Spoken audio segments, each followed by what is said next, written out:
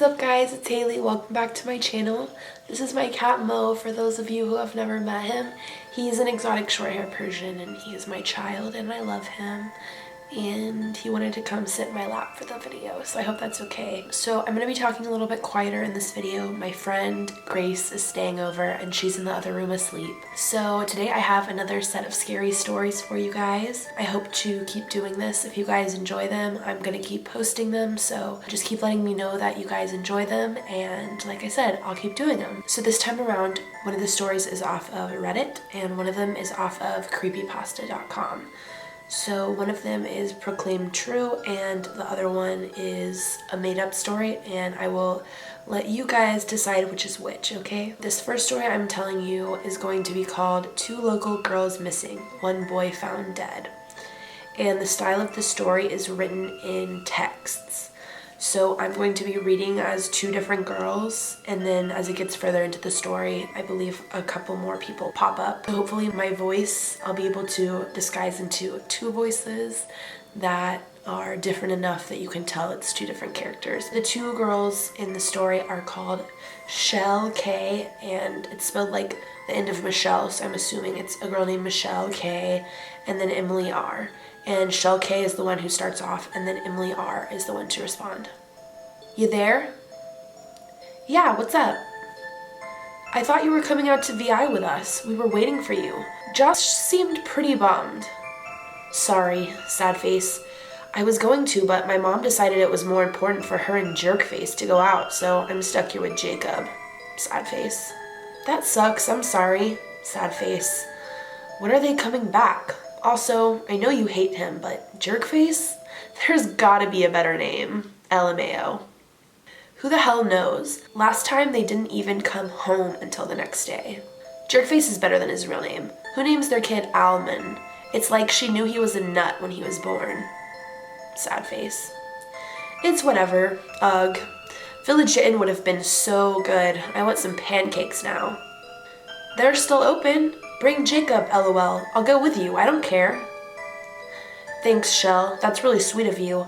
I'm sort of in for the night, though. Besides, Jacob is already in bed, and I don't want to get him back up. He's a pain in the ass when he's tired. He's 7. Yeah, a 7-year-old pain in the ass. Hang on, BRB, I think he's up. I'm gonna go check on him. Okay. Okay, sorry about that. Weird. Jacob's fast asleep. I could have sworn I heard him walking around up there. Whoa, WTF just happened? Your power just flickered like crazy. You were such a creeper. I prefer the term voyeuristic watchdog, LOL. I keep telling Mom we need to put curtains up, but she says she likes the natural light, which I guess is code for likes people staring in at us, but at least I can wave at you like this. Hi! Anyways, yeah, I don't know what's up with the lights. Is that the whole block?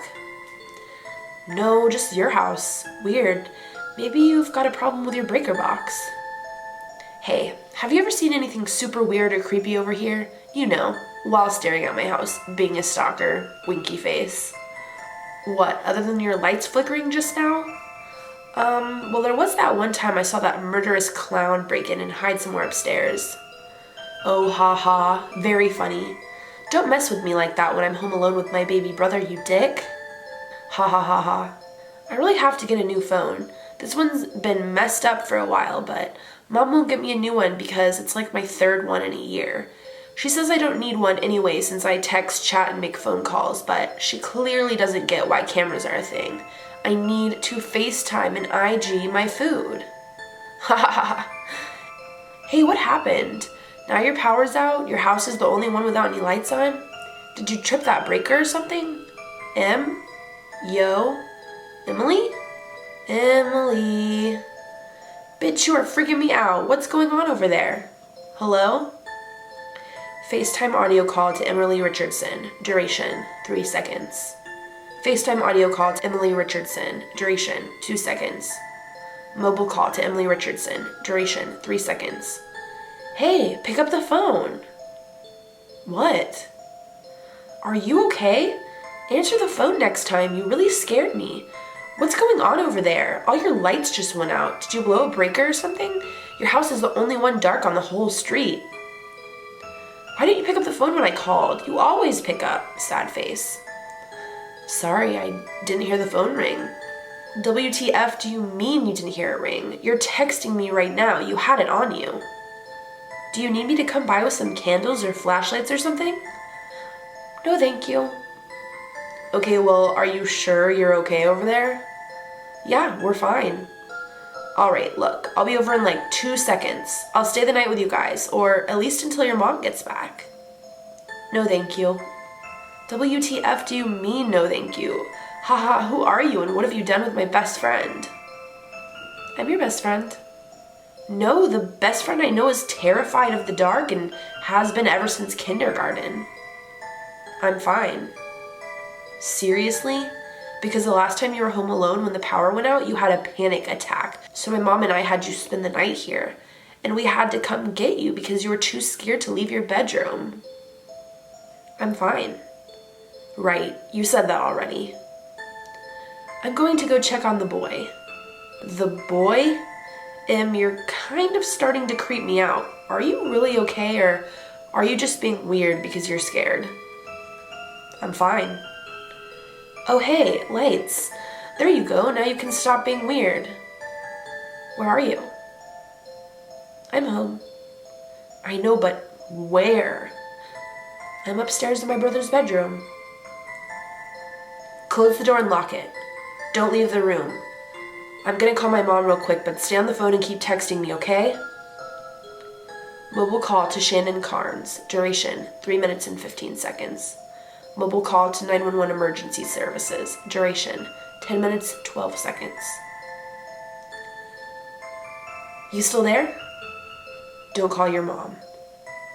It's alright, she didn't want to be at work tonight anyways. She's getting another resident to cover her so she can come home. Look, the side door to your house is open and the glass is broken. Lock the door and don't come out of that bedroom, okay? Mom's on her way and the police are too, but you need to stay in that room and don't make any noise. Put your phone on silent. Don't call the police. Too bad. You won't get in trouble or anything. They're just gonna make sure you're safe.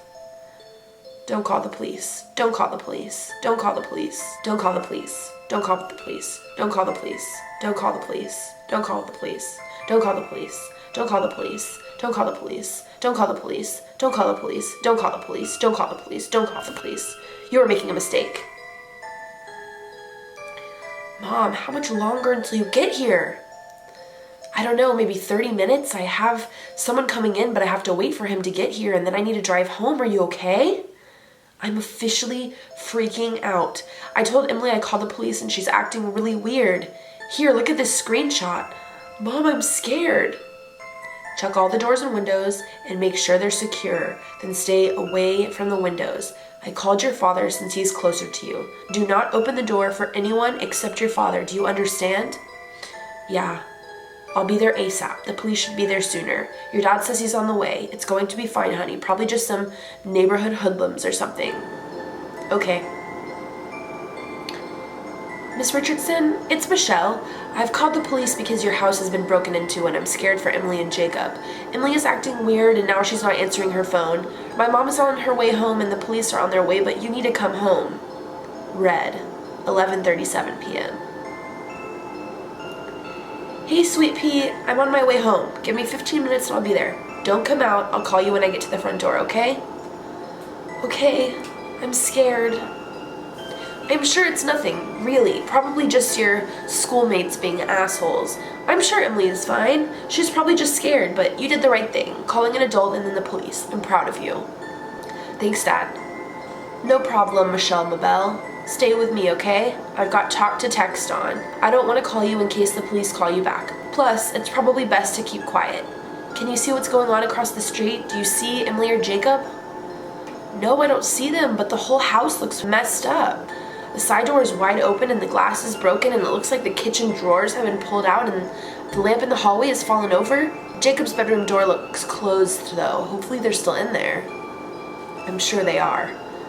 Hey, can you do me a solid and go check all the door and window locks? I already did that. Mom told me to. Cool. Do it again and make sure you check the door to the basement too. It should be locked. Okay, doing it now. Thanks, kiddo. How's it going? We don't have that many doors and windows, LOL. Dad, their front door's open. I just finished with the front living room windows and Jacob's door is wide open and the front door is open. How far are you, Dad? Oh my God, Dad, I'm freaking out. Hide in a closet right now. The police should be there any second, but I'm calling them right now. I'm 5 minutes away. Put your phone on silent and hide. Okay, I'm hiding in the kitchen pantry. Should I go back out and turn off the lights?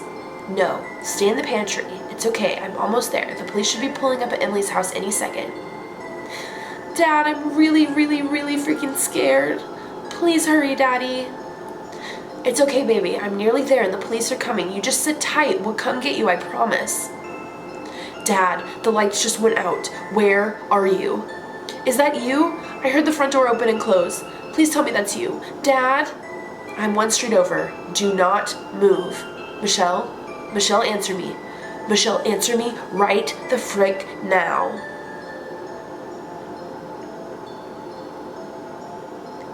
Two local girls missing, one boy found dead in his home, by Cole Giles, the Virginian pilot, June 30th, 2017.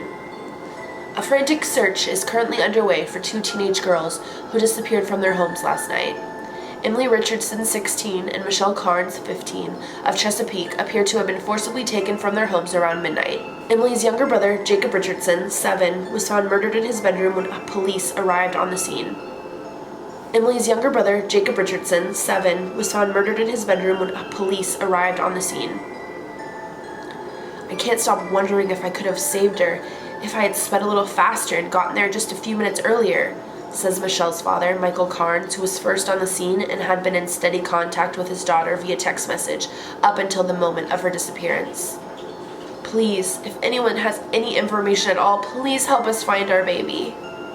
Michelle's mother, Shannon Carnes, added, "These are good girls. They're smart and resourceful. I'm sure we'll find them, but we need your help to do it. Please help us." Emily's mother, Jeanette Richardson, and her boyfriend, Alman Carter, were not available for comment.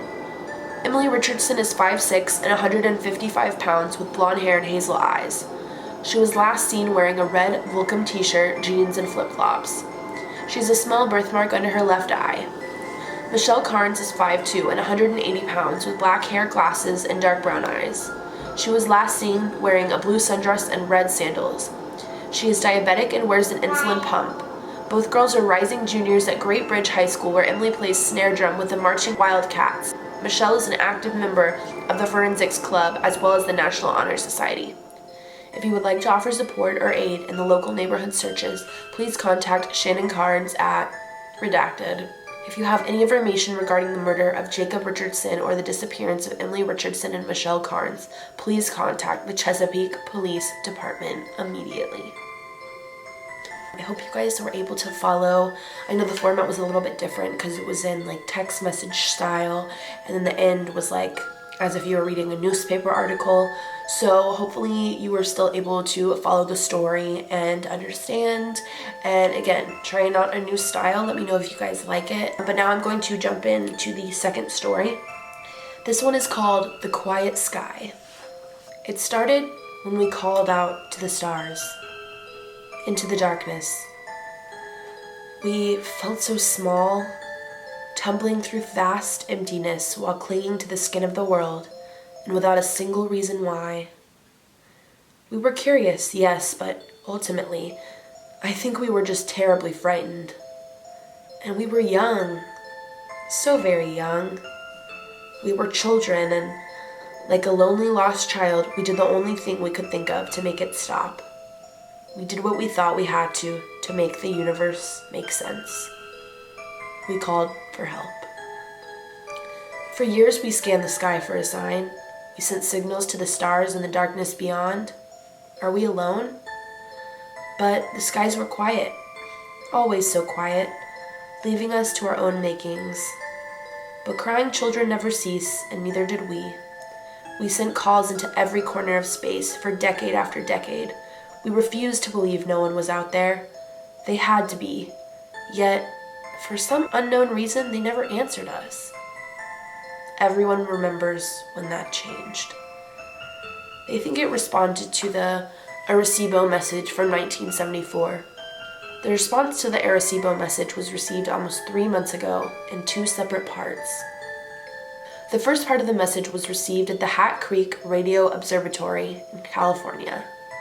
The Allen telescope array picked up what sounded like static interference that continued on for over an hour.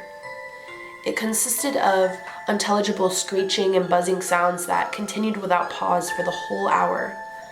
The meaning of this message was never discovered, if it even had one. The only thing we knew was that the signal's origin came somewhere in the Hercules constellation near Messier 13. As soon as that signal stopped, the real message began. We made contact that day, and we were asked a question. Who is there?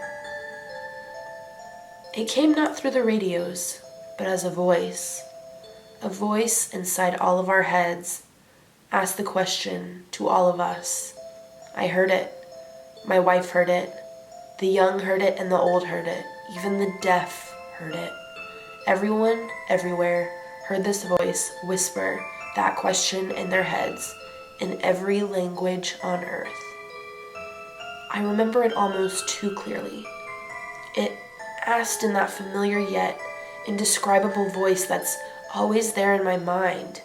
It was like one of my own thoughts had gone rogue and had decided to speak directly to me. The world seemed to stop as everyone listened for what came next. Where are you? The heavy question seemed to linger in our minds for hours afterwards, and then for days, and then for weeks. That day changed everything. There were the doubters from the very beginning, and the holy ones who claimed that God had spoken to all of us, and that the time to repent was now. There were those who claimed they'd heard nothing, and those who claimed that the aliens had given them their own secret messages. And of course there were those who truly believed that we had been contacted for the first time by an extraterrestrial race like us, one ready to communicate, ready to lead us out of the dark. We were wrong. We never made contact with alien life, at least nothing comprehensible or discernible to human understanding. The stars are vast, and in their vastness our voices had touched the ears of something truly incomprehensible, something hungry and malevolent, the voice. We realized our mistake when the ground started to groan. Beneath our feet, everywhere, the ground seemed to moan. The muffled sounds shook through the dust and dirt below us. No one knew what was causing it, at least, not until the call started coming in. The graveyards were screaming. All at once, the dead had started screaming. Every deceased man, woman, and child was turning in their graves. All the animals did so too. Every dog, every cat, everything that has ever walked this earth. The cries of ancient whales shook the seas, and the shrill screeching of birds echoed in the forest. The caskets shook, and the morgues howled. The voices stopped together in an instant, leaving the world in an amplified silence. In their absence, a new sound filled the air. The voice returned. I hear you. It came as a whisper from beyond, an ominous yet oddly playful presence that felt so close, but was truly still so far away. It let us breathe in the silence for a moment before it made us a promise. It was a promise we all knew to be true. I am coming. The voice was gone, and the air was again filled with screams. This time, they were from the living. After the voice had gone, we were left to our own devices. Millions panicked, and rightfully so, as chaos took hold of the streets. Many would die in the violence and the gunfire of that night. They would be known as the raptured before long, and the rest of us were the condemned. We could only wait.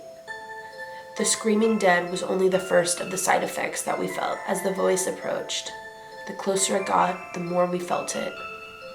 That first night after the screaming, we noticed the stars bleed for the first time. A section of the western sky had turned black, blacker than the night. It was only truly visible because of the ring of stars around it. The light from those stars had turned red, and they seemed to bleed across the sky like food coloring dripped into water. Their light swirled and flowed all around the edge of some unseen mess. I knew then that I was staring into the face of the voice. Our scientists claimed that nothing was there and that their radar and scans always came up empty. Their telescopes could see nothing but darkness in that section of space. However, the proof was right in front of us, as every night that ring of darkness got wider and more stars bled in the sky. We watched it come. As each night passed, the black spot would widen and more stars would distort and bleed around it. During the day, a new hell would greet us. The side effects worsened. The day always brought something new. I'm sure most of what happened will go untold and unknown. The animals started disappearing, all of them. No tracks, traces, or bodies were left behind. Pets would run away, some violently so. They all retreated, never to be seen again. The forests were left abandoned, the oceans empty, the air was left silent. The world left seemed empty and lonely. They left like water receding from the shore, just before the tsunami breaks. One day, about 2 weeks ago, scientists tried to talk to the voice again. They hoped perhaps to reason with it. They told it about what was happening on our world and asked it questions. The scientists begged. It didn't speak. The next night, the skies lit up with streaks of fire. It was a light for hours, blazoned with orange and red. We didn't realize the effects until the next day, when the televisions turned to static and the telephones refused to work. We had sat watching as all the satellites were knocked out of the heavens. After that, reports became rumors and rumblings, sanity a thing of the past. The air chilled and weighed us down. The voice was nearly here, and everyone felt it. It rained for a week after the satellites fell. The rain was salty and mirrored with an unknown filth that turned the grass black. Maybe the satellites tracked something back in with them when they hit the sky. No one knew for sure. All we know is that it fell from clouds, black as charcoal, that blotted out the sun like liquid ash. Darkness fell upon us for days. When the clouds went away, the skies were empty. There were no clouds, yet the sky hung low and gray. If the sun was anywhere in the sky, it never made itself known. Even it had abandoned us. Each day grew slowly darker and darker until night and day became almost the same. Some people would claim later that they'd seen things in the dark, creatures with gangly limbs and crooked faces lurking in the corner of their vision. They were tall, white creatures that looked molted or rotten through their transparent skin. Appearances would last for just a second or two before vanishing without a trace. Some believed this was the first step in the aliens' invasion, but the rest of us didn't know what to think. We just knew that it was nothing that simple or benign. They must have been hallucinations, just more madness to endure, but ultimately as harmless as anything else, as harmless as the screams of the dead, the missing animals, and the dying sky. Appearances slowly increased in duration and number. I think everyone saw them once at least, but I don't think a single person would ever guess why they were truly here. They never touched nor spoke to anyone, and they certainly never harmed anyone. Most who got good looks at them described them as mournful or sorrowful looking. Some even claimed the creatures watched over them at night, and others even claimed that it seemed as if the creatures were sorry for them. One claimed to have even seen one prostrate upon the ground, hands clasped above its head. He said it was praying for us. Prayer was no help. The churches and places of worship that had divided us for so long failed to bring any hope to any in the end. The voice let them pray and beg for a while, but just days ago the voice ended it all. No one questioned how, for at this point, nothing that happened surprised anyone anymore. But on the final day, all books of worship burned. Every last Bible, every Quran, everything. People rushed to their centers of faith, but found no solace. The churches and temples had suffered the same fates, if not worse. The people were left, abandoned by their greatest hopes. There were rumors of churches all over the world, with walls formed from the bodies of those who sought refuge. They were merged to the walls, stuck to them like flies in a trap. They died still, pleading for hope, but they were beyond God's help. The rest of us had learned to stop begging. We waited. The final message came. From beyond the sky, it fell upon us. The voice echoed, and it spoke the simple truth. I am here. There is a darkness beyond the horizon, the likes of which I doubt has ever been seen. It brings with it the screams of countless souls, and it moves fast. The stars are dying now, and I know they'll never be seen again. The light is dying so fast. I leave this not as a warning. No, it's far too late for that. Instead, consider this the last realization, the last humanity will ever know. For we used to wonder whether or not we were alone and lost, but never whether or not we were safe and hidden. The universe is infinite, and our understanding was significantly more finite. We should never have beckoned to the darkness. Instead, we should have clung to the light and closed our eyes every time we returned to the void. As the final minutes approach, I hold one final truth to be certain. I now know why the skies were always so quiet.